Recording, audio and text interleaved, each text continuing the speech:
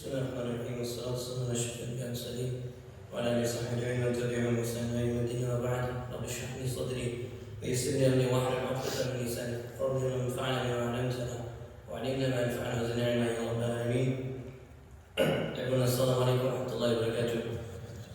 Before we begin, inshallah ta'ala, I want to just mention something very beautiful that I saw, because one of the nice things about traveling at nighttime is that you get to see a certain nur that you don't see in other parts of the world, which is the nur of actual lights at nighttime. So one thing that you notice is when you start flying up, you see all these lights, and the city starts to become illuminated, and you start to see the highways light up, and you see all these different, interlacing and intertwining cities and streets and all these different things. And wallahi, if you were to put the city lights next to a human cell, right, you see that it's exactly the same thing.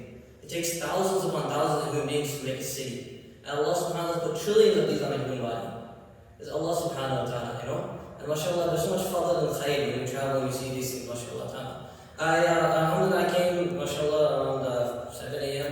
I got up by 3:30, mashallah ta'ala, so you all need to indulge me right now. This is called mehman nawazi, right, to take care of your mehman. So mashallah ta'ala, I'd like everyone to just come closer, inshallah. It doesn't need to be a big gathering. I don't really like big gatherings anyways. If you all can just come a little closer, inshallah, make me feel a little happy, mashallah. So I can go back to Massachusetts and tell all the ulama there, mashallah, what great people these people were in Chicago, alhamdulillah, rabbil alamin. May Allah grant khair and barakah to everyone, inshallah. This topic, mashallah, is like Mawlana Yusuf had mentioned, very important, and it's something that we take a lot of effort in, and we struggle with this topic. This is something that we are very heavily invested in. Since my humble years in madrasa, in my studies in college, dealing with family members who are atheists, dealing with family members who are gay and homosexual, we have all these different problems. So it's over 10 years of experience we're talking about here. These are programs that we conduct, atheism programs, 4-hour programs, 8-hour programs. We do a lot of effort behind this because it's such an important topic.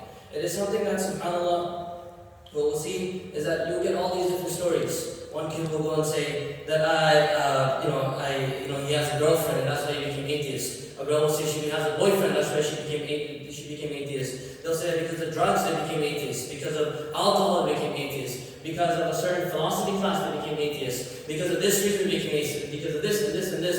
So many reasons you'll get, so many things. A bad friend in school, everything, and then you'll find that there's always these terrible triggers in a person's life that will cause them to go over the deep end and change their religion completely. And they'll eventually abandon Islam. That's what we see. All these triggers have a fundamental source. It is something that we all need to come to terms with and understand. It is something that the Prophet ﷺ had already informed all of us. It's not something I'm telling you new. It's something the Prophet ﷺ has already told you. كُلُّ مَوْلُودٍ يُولَدُ عَلَى الْفِطْرَةِ. The Prophet ﷺ said that every person is born upon fitrah.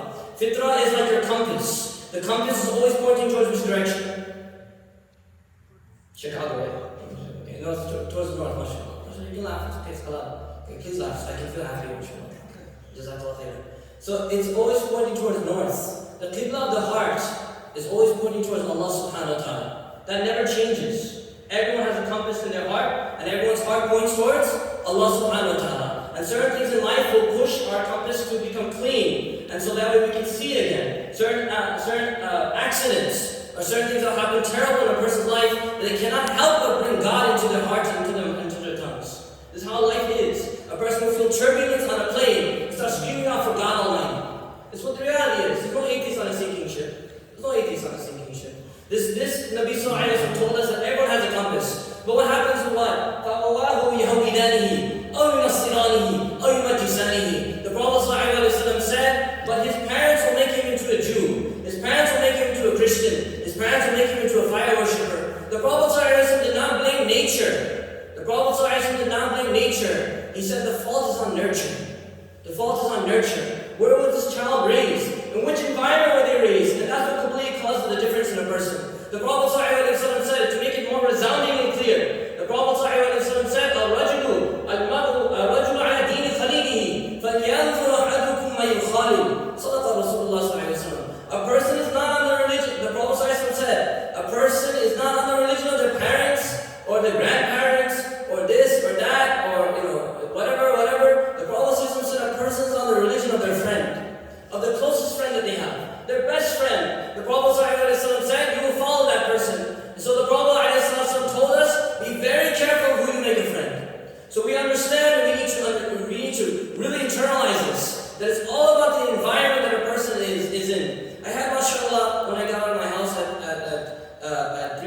yesterday, I saw, mashallah, Ikhlas Bhai, it's his name, Ikhlas Bhai. May Allah accept him, mashallah. People love Ramadan so much, they love Deen so much, they'll be willing to sacrifice their own sleep and their own grandchildren to go and take you to the airport. Allahu Akbar. Please make dua for him. Allah give him so much khair. Say Ameen.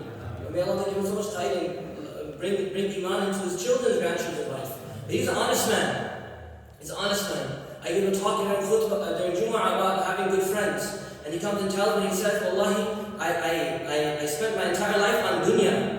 And so what did I expect? That I put my kids into the dirt. And what did you expect? They wouldn't get dirty?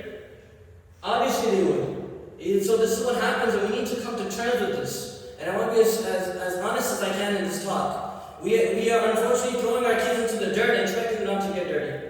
We're throwing them into the fire, expecting them not to get burned. We're trying to throw them in the water and say don't get wet. We're throwing them into the dunya and all these different courses and classes and drugs and alcohol and boyfriend and girlfriend and say don't touch any of these things.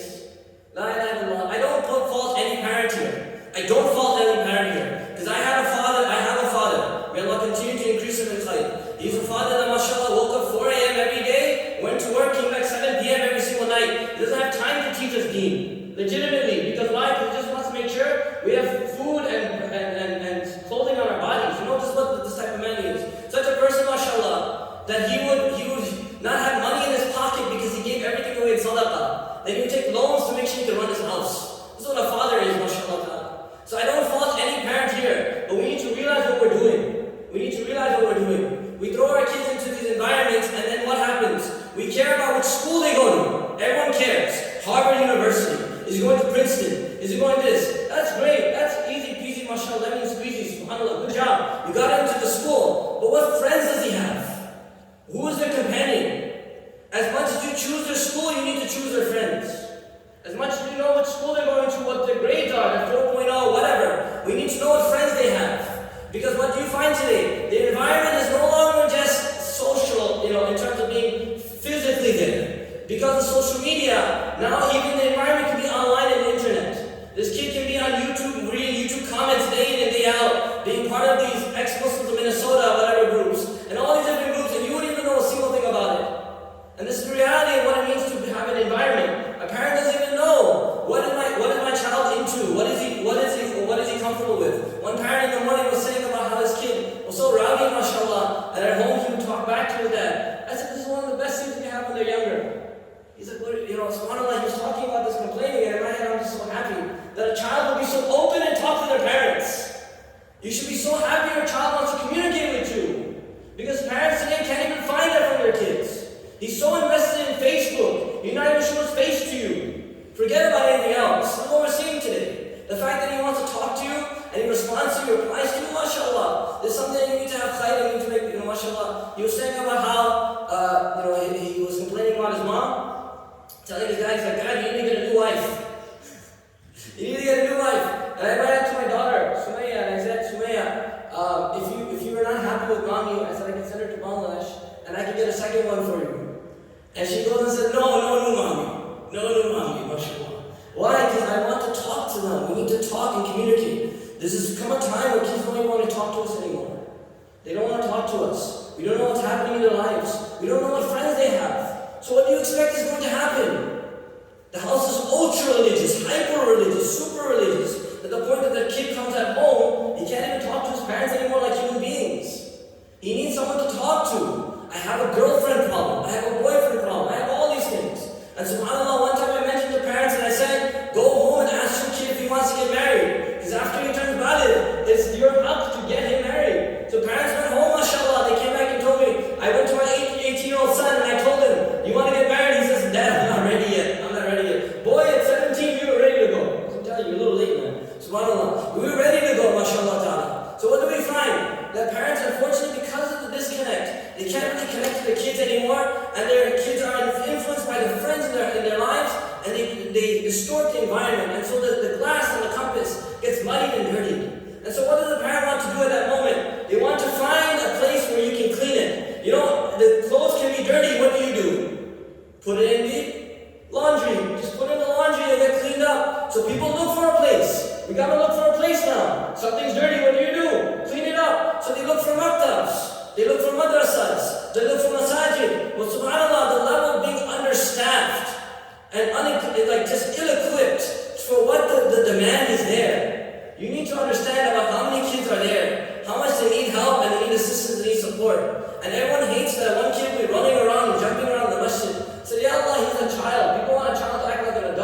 Yet we ourselves, when we were younger, we never acted like adults. We're forcing and imposing on things on kids that they can't even handle. So this child, mashallah, is going to jump around, he'll be happy in the masjid, mashallah. At least then what will happen? Then later on, he knows this place is happy, it's safe. It's somewhere he can go, somewhere he can trust. And what happens? He knows their education here. And he connects to the ulama here, mashallah, the scholars. This is the most important thing that we can do. Connect them to the scholars. So what do we find? Then we come to a maktab. But we see what? There's one teacher with like 20 to 25 students. How much is a proper classroom? 10 to 12. And how much does the teacher have to take care of? 20 to 25. If not more. This is not India, Bangladesh, Pakistan, with all due respect. And I don't mean to have any major in my words or my speech, but I want to be real here. Where you can have one teacher in a country back home, and they can take care of hundreds of kids without a single kid getting up and moving. This is legit how the systems are, mashallah, back home. Over here, mashallah, even 5 kids will drive a teacher insane. SubhanAllah. If you don't believe me, come to my maktab class in Burlington, you'll see, mashallah. I had 2 kids that came in, and I was wondering, I was like, man, I went a trip to Bangladesh and came back, and everything, and I told these 2 shalarati kids, the evil ones, mashallah, in the class, and they're all jumping around, and I'm like, something's not right, my heart wasn't feeling okay. I was telling the committee too, I said, I'm not feeling happy with the maktab. And then subhanAllah, and I thought about why am I so upset? And the next day, my 3rd kid came in, the 3rd evil one, mashallah. I have the Holy Trinity in my community, mashallah. So the 3rd one came in, and then finally I was like, you know what, now they're all jumping around, now I feel happy again. I tell them, alhamdulillah, I feel much better. Because why? Because we have to take care of these kids. Really, they're the future of this ummah. I look at them with so much love. I don't care what they're doing. As long as they're in the masjid, mashallah, they will become good awliya of Allah Ta'ala. Because our hearts are there making dua for them every single moment. So what do we find? The maktab is understaffed. You can't do anything with the maktab. Then what do you find? You say, okay, mashallah, the maktab will run and run and run until the kid turns 10 or 11. And there's even girls, it's even worse, maybe 9 or 8, and we finish the maktab for them. And then what happens after 8th grade, till today, I haven't found a maktab that runs for high school. And where do the problems start to emerge? Within high school. This is the time where the kid needs to know about what's happening out there. This is the time where he wonders about questions. His friends will bring up things. Will say things about Muhammad sallallahu alayhi wa sallam. Will say things about Aisha radiallahu anha. Will say things about Islam and it being a vital religion. And he needs answers. What does he find? There's no classes for him anymore to take. Many times you'll find that there's a huge gap. Up to 8th grade we have classes in the masjid and then we have adult classes. What happened to the time in the middle? It's legit the time where the kids need us the most. We don't have any classes accommodating them. Let alone parents who want to send their kid. SubhanAllah, if you were to, this is what we do in Burlington, just to give you a suggestion. Community service hours are kids that they all crave. They desire it so much. So we bring them into the masjid, we make them do some work and we teach them deen as well. And so they get community service hours along with learning Islam, mashallah. There's a good way, effective way of making sure that these kids are supported and provided for. So we find that there's only up to 8th grade, nothing beyond that. So the kid starts to suffer and starts to find that there's no answers for him. Or what do we find? That a teacher, we have one alim, one Mawlana, one mufti sahab. And he's an amazing and extraordinary speaker. He's extraordinary, he touches my heart, he touches many people's hearts. But he might not touch the heart of my child. Really, it might not affect him like everyone else. And so what do we have to do? Bring variety, bring change. Bring have specialized classes. The existence of God is such an important topic. Have a special day for that. And bring in a new speaker, because why? Because different speakers from different communities can have different impacts on different hearts. It's not like we're the only prophet in this community, la ilaha illallah. There are many ulama all over the world. The way I speak is the way I speak, and another alim might speak differently. And these things have different impacts on different children. So we need to bring people that will connect to different people's hearts. And so we need to start to understand and really start to think about what it is and why these kids go off. And people will say, oh Mawlana, Sheikh, I did all these things. I brought him to the maktab. I brought him with the teacher. I got a great ustad and everything. But he still went off. Why did he go off? And then it's usually what? He had a question in his heart. And he never got to ask the question. They'll say, well, our environment was great. I said, no. It's never people often blame the student and say, it's because of he didn't ask the question. That's not what we're going to be asked about on the Day of Judgment. What Allah subhanahu wa ta'ala will ask you and I, people who are concerned about our kids' iman and their taqwa and their faith, is that we need to ask ourselves that did we create an environment where they were comfortable to ask questions? Did we legitimately create an environment where people were comfortable to ask questions? That they could come in and they could say whatever they want? Or did we always push down their throats about religion and deen? So that way they never felt like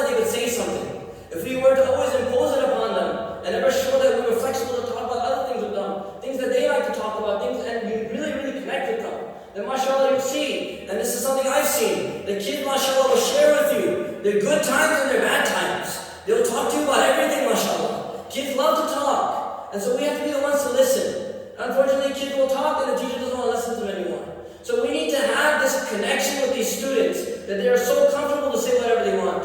And that means we have to have compassion, on the highest levels of compassion.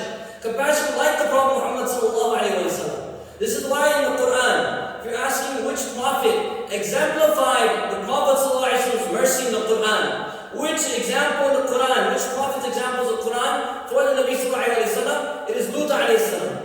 It is 100% Lut alayhi salam. If you're looking at Lut alayhi salam in the way he talked to his community of Sodom and Gomorrah, and you guys have this topic later, I'm not going to spend too much time on it. But you'll see that Lut alayhi salam, he didn't treat the issue like you and I do. That we're going to talk about the gay gene. We're going to see that is there a gay gene or not. Do we blame this or not? Oh, twin studies and all these different things. We talk about all this science behind it. What does Lut alayhi salam do? أَتَأْتُونَ الذُّكْرَانَ مِنَ الْعَالَمِينَ وَتَذَرُونَ مَا خَلَقَ لَكُمْ رَبُّكُمْ مِنْ أَزْوَاجِكُمْ. What an amazing response Lut alayhi salam has. And this is why people need to study him. People are saying, how do we deal with the LGBT community? I said, you just have to look at Lut alayhi salam. Look at what he does. He says, and the Mufassirin, they interpret this ayah saying, أَتَأْتُونَ الذُّكْرَانَ مِنَ الْعَالَمِينَ. Lut alayhi salam goes to his community. You know what he says to them? He says, do you go to the males from all of existence? He says that from everything that exists, is it that you're only going towards men? You know what he's asking them? The Mufassirin, right? They go and say that, are you really sure that men are the only ones that can provide what you're looking for? You're looking for a companion, a soulmate, someone that will connect to you on a deeper level. Lut alayhi salam is saying something so profound to them. He says, are you really sure that men are the only ones that can give it to you? And you're abandoning what your Lord had given to you from your wives?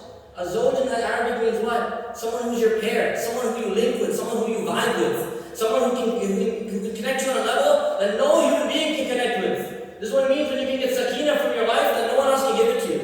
This is the reality of a marriage, mashallah. Lut alayhi salam goes and says, are you sure that which Allah made as a partner for you, you don't think that person can give it to you? Allah made that person for you. He reminds them that, look, the relationship you have is not, I'm a homosexual or I'm a gay or a lesbian. I don't define you the way you want to be defined. I define you the way Allah defines you. Allah is Rabb and you are Abd. That's the definition. Have you ever even asked about which religion they follow? Have you ever discussed about, what they believe in? Or are we always concerned about which identity they're in? Lut alayhi salam said, forget all those sins. I'll remind them of Allah subhanahu wa ta'ala. And I'll remind them that this is a sin like every other sin. And you are people that go and follow your desires. And I ask everyone, what does Islam say about following desires? It tells you to do what? Don't follow your desires. Lut alayhi salam tells you very beautifully and says, don't follow your desires. Like every other sin. If I saw a person cheating on his wife, may Allah protect all of us from it. If I saw someone going through such a difficult thing, I would tell them, are you going to leave that which Allah created you from your wives? Same exact response as Lut alayhi salam. He is only concerned about desires. Because why? Because it's not about nature versus nurture here. It's Allah Ta'ala has written piety and sins onto the soul of a human being. The piety that you have is on your soul. And the sins you have to deal with is on your soul. It's much deeper than nature versus nurture here. Lut alayhi salam talks like this to his people. Such an amazing person he is. He's so kind and collected. And he talks to them like every other human being. He says, look, you're a human being that's struggling. And you have a struggle. Similarly, I look at a kid, he'll come in and say, look, I don't think God exists. What happens? Juta ko lera, right? We're going to take the juta, we're going to hit him with the sandal, we're going to hit him with double chuckle, we're going to finish him with the Hadouken chuckle, right? We're going to hit him with everything, the Kamehameha chuckle, right? We're going to hit him with so many different things. We're going to hit him left and right, because why? How dare you even ask a question about if God exists or not?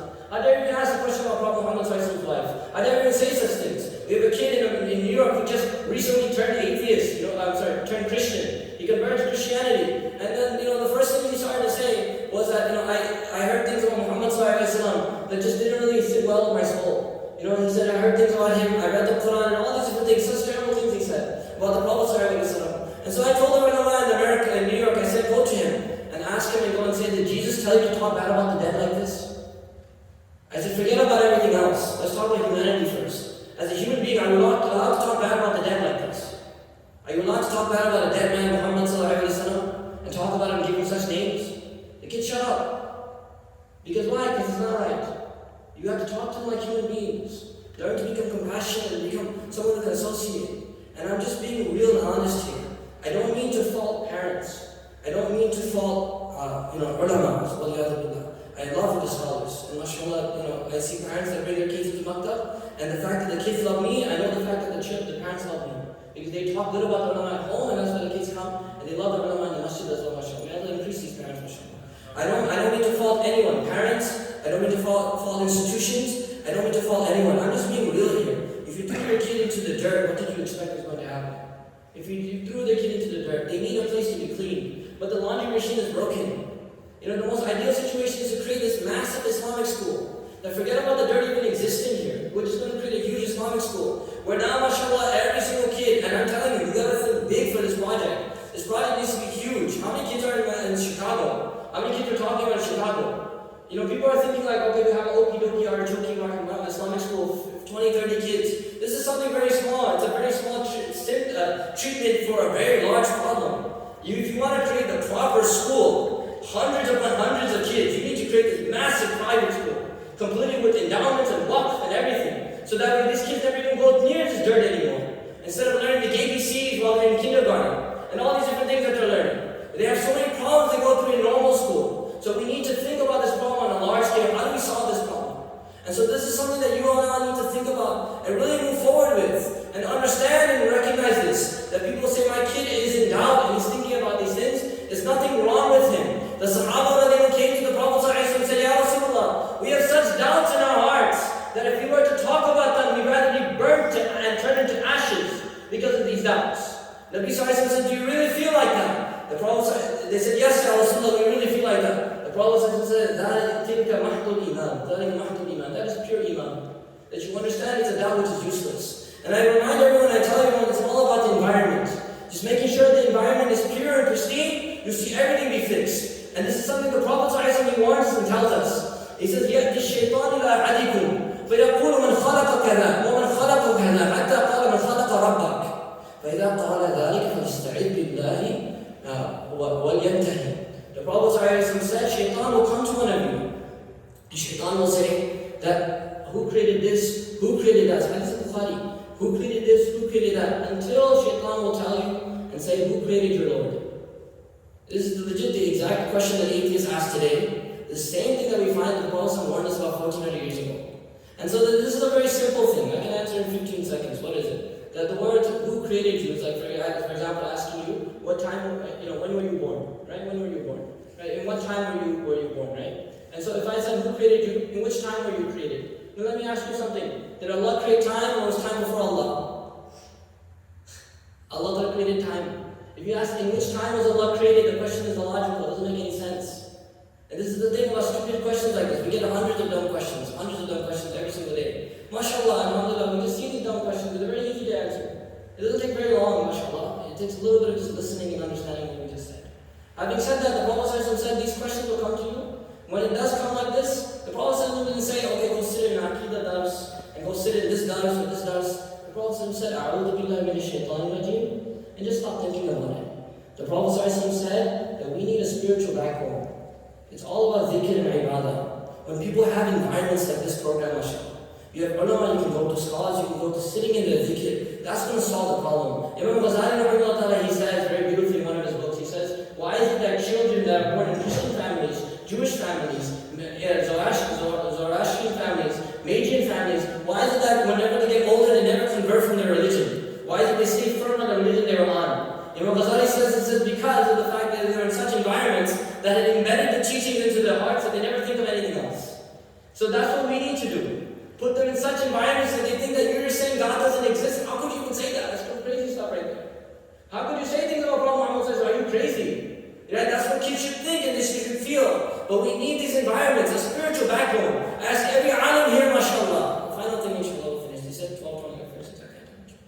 Okay, the final thing, inshallah, is that the spiritual backbone that we need is found with our teachers. This is why the maktab and the madrasa, the connection between teacher and student is so important. It's because why? Because we're always thinking about our teachers. MashaAllah, I spent a good drive with Mawlana Sulaiman. MashaAllah, spent the entire time talking with the Abrasa.